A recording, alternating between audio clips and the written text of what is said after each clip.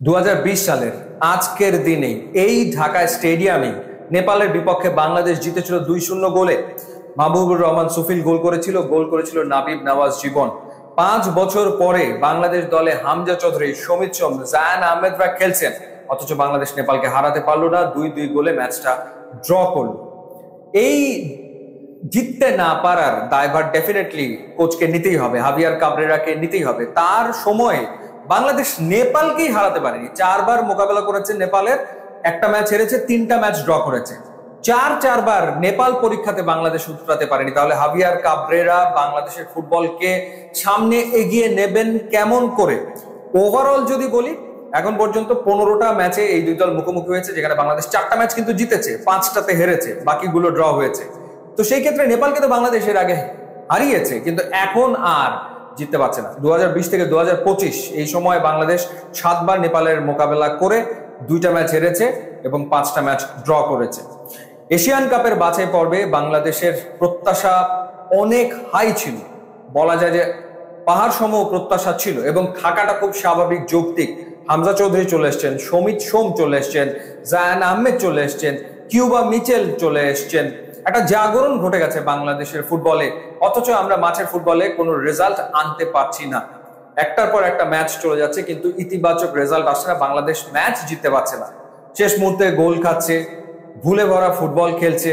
এবং সবচেয়ে বড় ব্যাপার হচ্ছে ট্যাকটিক্যাল যে ডিসিশন গুলো নিচ্ছেন হাভিয়ার কাবরেরা, সেগুলো সবগুলোই প্রশ্নবিদ্ধ। প্রশ্ন সবাই তুলছেন, ফুটবল সংশ্লিষ্ট যারা রয়েছেন তারা প্রশ্ন তুলছেন। যেই মুহূর্তে অ্যাটাকিং ফুটবল খেলার কথা, সেই মুহূর্তে বাংলাদেশ অ্যাটাকিং ফুটবল খেলছে না। যেই মুহূর্তে ডিফেন্সে মনোযোগ দেওয়ার কথা, সেই মুহূর্তে ডিফেন্সটা ঠিক মতো হচ্ছে না।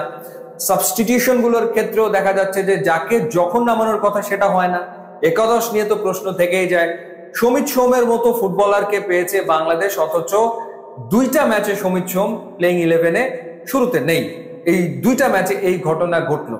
তো এইরকম ভুল একের পর এক হাভিয়ার কাবরেরা করে চলেছেন, মানে ট্যাকটিক্যাল ব্লান্ডার যেগুলো, সেগুলো তিনি করে চলেছেন। শুরুটা হয়েছিল এশিয়ান কাপের বাছাই পর্বের প্রথম ম্যাচ ভারতের বিপক্ষে শিলং এর মাটিতে। সেইখানে বাংলাদেশ প্রপার কোনো স্ট্রাইকার নিয়ে খেলতে নামলো না, গোটা 5 গোলের সুযোগ তৈরি করে কোনো গোল করতে পারেনি ওই ম্যাচটাতে।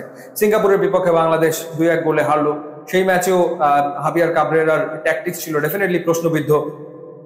একই কথা প্রযোজ্য যখন বাংলাদেশ হংকং এর বিপক্ষে খেলেছে। সিঙ্গাপুরের বিপক্ষে রাকিবকে একটা সময় নিচে নামিয়ে আনা হয়েছে। এরপর জামাল ভুঁইয়াকে তিনি কখনো একাদশে রাখেন, কখনো তিনি একাদশে রাখেন না, অথচ জামাল ভুঁইয়া দলের ক্যাপ্টেন। এটা নিয়ে জামাল ভুঁইয়া হতাশা ব্যক্ত করেছেন। জামাল ভুঁইয়া নেপালের বিপক্ষে এই ম্যাচটাতে পুরোটা সময় খেললেন এবং ভালো ফুটবল খেললেন। ফাহমিদুলকে একটা ম্যাচে তিনি বাইরে রেখেছেন, তাকে নামাননি। অর্থাৎ তিনি তার মতো করে একাদশ গড়েন, তার মতো করে ট্যাকটিক্স ঠিক করেন, যার খেসারত বাংলাদেশ দলকে দিতে হয়। বাংলাদেশ রেজাল্ট করতে পারছে না। তো কেন, কি কারণে হাভিয়ার কাবরেরাকে তাহলে বাংলাদেশ ফুটবল ফেডারেশন ম্যাচের পর ম্যাচ টেনে যাবে? যেটা শুনছি যে এশিয়ান কাপের বাছাই পর্ব তিনিই শেষ করবেন। এখনো 2টো ম্যাচ বাকি। ভারতের বিপক্ষে 18 তারিখ ঢাকা স্টেডিয়ামে বাংলাদেশ ইন্ডিয়ার মুখোমুখি হবে। এরপরে সিঙ্গাপুরের বিপক্ষে একটা ম্যাচ রয়েছে। বোঝা তো আমাদের হয়ে গেছে যে হাভিয়ার কাবরেরার পক্ষে বাংলাদেশের ফুটবলকে সামনে এগিয়ে নিয়ে যাওয়া আসলে সম্ভব হচ্ছে না। কারণ এইরকম স্কোয়াড পাওয়ার পর, মানে এর আগে যারা বাংলাদেশ দলের কোচ ছিলেন বিভিন্ন সময়, তারা তো এই স্কোয়াড কখনো পাননি। এত ফাইন ফুটবলার্স একসাথে এসছে, তাদেরকে যদি কাজে লাগাতে না পারেন, তাদেরকে দিয়ে যদি রেজাল্ট বের করতে না পারেন, তাহলে আসলে কেমন করে হবে? বাফুফেকে একটা সিদ্ধান্তে আসতে হবে বাংলাদেশের ফুটবলের সাথে। দেখা যাক সেই সিদ্ধান্ত বাফুফে নেয় কিনা। ইউটিউব এবং ইনস্টাগ্রাম